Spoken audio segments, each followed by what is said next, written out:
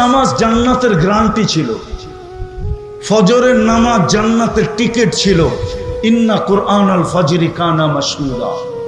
কোরআন বলে, হাদিস বলে, মান সাল্লাল বারদাইন দাখালাল জান্নাহ।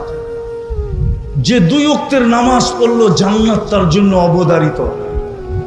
5 ওয়াক্ত তো মসজিদ ভরে না, সবগুলা বাদেই দিলাম। আল্লাহ 5 বার ডেলি ডাকে, আর জান্নাত দিতেই ডাকে। যদি জান্নাত না দিতে ডাকতেন তাইলে এই মাদ্রাসার ছেলেরা জিজ্ঞাসা করেন এদেরকে, এরা মক্তবে যখন পড়ে তখন মক্তবের 3 নম্বর হাদিস হইল, 3 নম্বর নুরানি যারা পড়ে ডাইকা নিয়ে আসেন, ওর 3 নম্বর হাদিস হইল মিফতাহুল জান্নাতি। মিফতাহুল জান্নাতি কি মাদ্রাসার ছেলেরা নাই? মিফতাহুল জান্নাতি